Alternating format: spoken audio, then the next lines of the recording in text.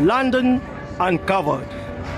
As we are gallivanting onto a new episode, and today we are talking about the mystery of motivation. Back in 2008, the self-help industry in America was valued at $11 billion per year. But it failed to help the 40 million people suffering from anxiety, the 14.8 million people suffering from depression, and the 7.7 million people suffering from post-traumatic stress disorder. And in 2016 alone, the US spent $446 billion in medication, almost half of the global market. It proves one very important fact, that unhappy people make companies a lot of money. Talented writers author books about happiness without experiencing its depths themselves. Creative marketers and advertisers sell individuals the images of happiness, but under-deliver results, and people themselves want easy tasks and fast results. The result, a dark storm of lost individuals, blind, leading the blind. So what is it that motivates people? Motivation is defined as a reason or reasons for acting or behaving in a particular way. Low motivation triggers adverse events and affects organizations in both the short and long term. Unmotivated staff risk resigning, deliver poor quality work, and even hinder other employees that strive to work efficiently. The question, what would make employees market products with commitment and pride? Author Daniel Pink of the bestseller Drive reveals what truly motivates many and how to use the knowledge tool to live better and work smarter. He says that most people believe that the best way to motivate themselves and others is with external rewards like money. The carrot and stick approach, that's a mistake. High performance with satisfaction at school, work, and the home comes from a deep human need to be in control of our own lives, to create and learn new things, and to achieve by ourselves. He identifies 3 elements of motivation, namely autonomy, mastery, and purpose. And it is a known fact that ultimately everything begins in the mind. And in the words of Walter de Winter, he says, if you think you're beaten, you are. If you think you dare not, you don't. If you like to win but think you can't, it's almost akin to you won't. If you think you lose, you're lost, for out in the world you find success begins with a fellow's will. It's all in the state of mind. If you think you're outclassed, you are. You've got to think high to rise. You've got to be sure of yourself before you can win the prize. Life's battles don't always go to the strongest or fastest man, but sooner or later the man who wins is the man who thinks he can.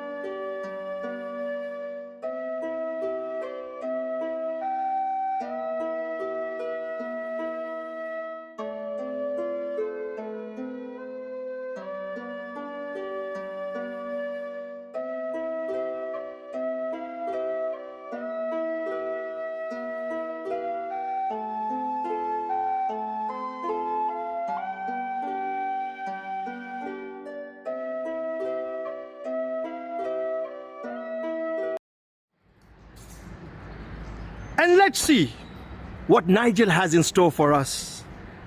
Good morning, Nigel. Good morning, Sanjay. Tell us, what do you have in store for us today? You want a tune that motivates people. I've got a tune. It's called I Can See Clearly Now. Let's hear it, Nigel. Right, okay.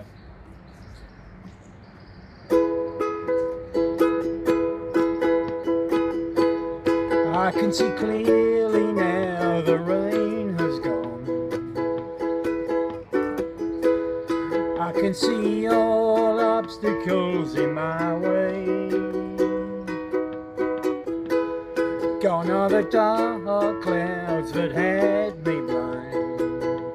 It's gonna be a bright, bright, bright, sunshiny day. It's gonna be a bright, bright, sunshiny day.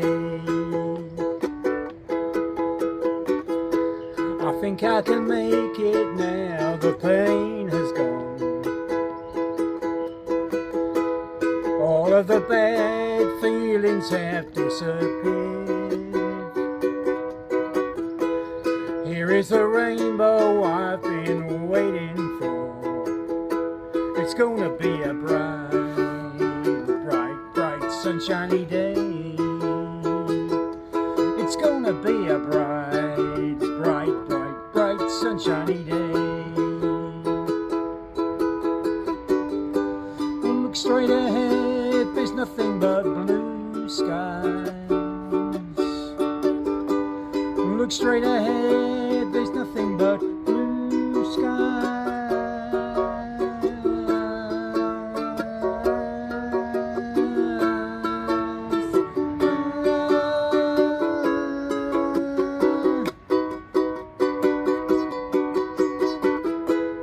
I can see clearly now the rain has gone. I can see all obstacles in my way. Gone are the dark clouds that had me blind.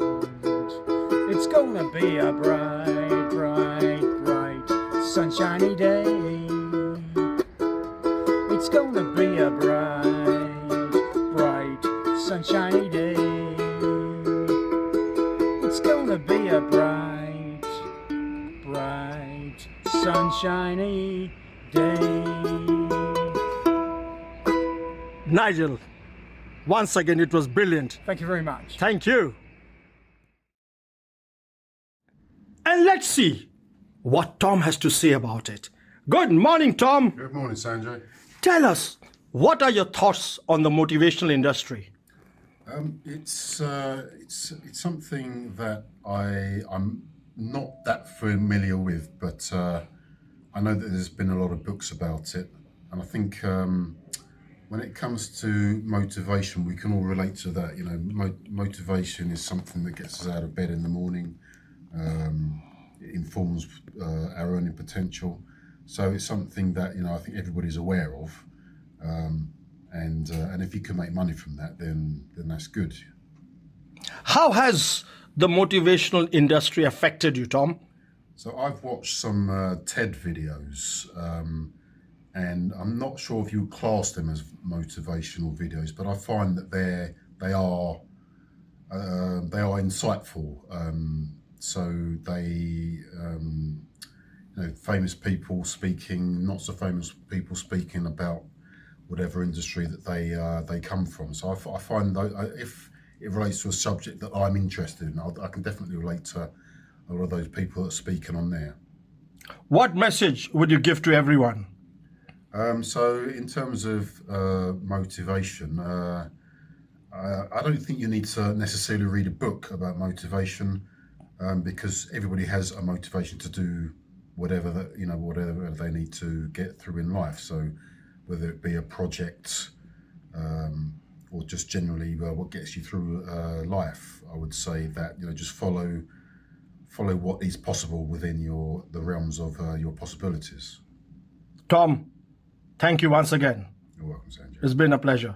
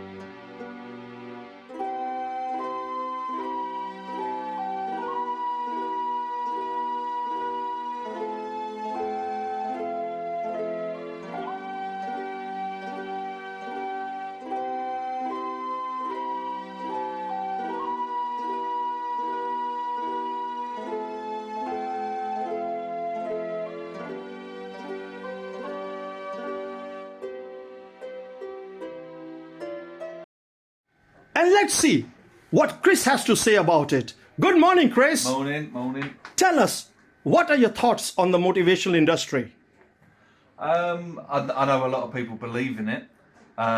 There's huge, especially in America, there's huge sort of seminars and people that go to. They look for sort of guidance in how they raise businesses or raise their self-esteem and their confidence and stuff like that. So I haven't been to one personally, but I believe that if people do get something from it, then knock yourself out, basically. How has this industry affected you? As I said, I don't really go to any sort of motivational things. I don't read any sort of motivational books. If I can't motivate myself to do something, then I doubt anybody else could. What That's my message opinion. what message would you give to everyone, Chris? Carry on. Again, we're nearly finished. Hopefully, we've got a bit of a finish line in sight of when we can open up and get things back to normal. Get hugging, get loving again. Chris, That's my message. it's been a pleasure. Thank you. Lovely, thank you. And let's see, who do we have next? And he's none other than Pastor Dennis. Good afternoon, Pastor Dennis. Very good afternoon to you. Tell us, what are your thoughts on the motivational industry?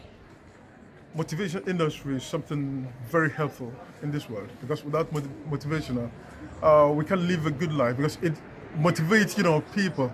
So, to me, I would say it's very, good to be motivated or that industry to come into our lives because it helps a lot, changes our lives, and so it's good.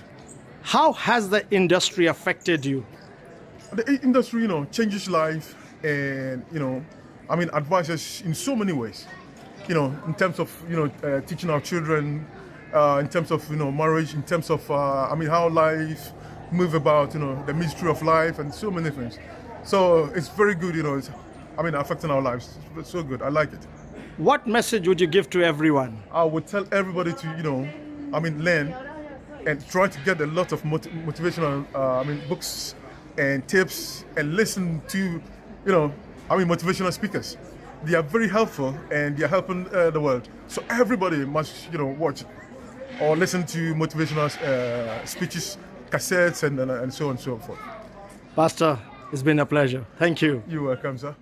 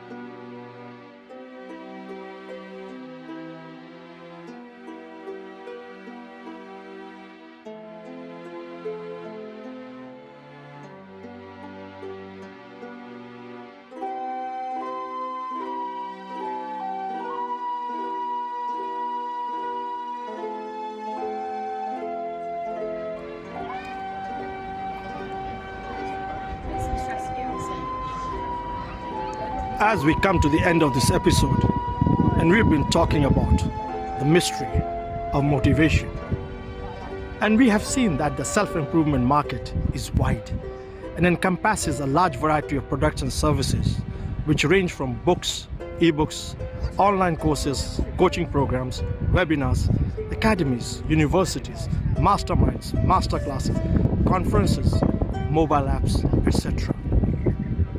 And here are some of the market research. Self-help audiobooks is worth $769 million. Self-improvement books, $800 million. Self-improvement apps, $27 million.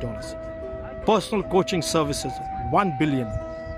Motivational speakers, 1 billion per year combined.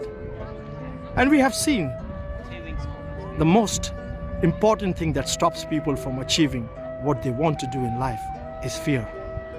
And in the words of Marianne Williamson, when she says, "Our deepest fear is not that we're inadequate. Our deepest fear is that we are powerful beyond measure. It is a light, not a darkness, that most frightens us." We ask ourselves, who am I to be brilliant, gorgeous, talented, fabulous, actually who you're not to be? You're a child of God. Your playing small does not serve the world. There is nothing enlightened about shrinking so that other people won't feel insecure around you.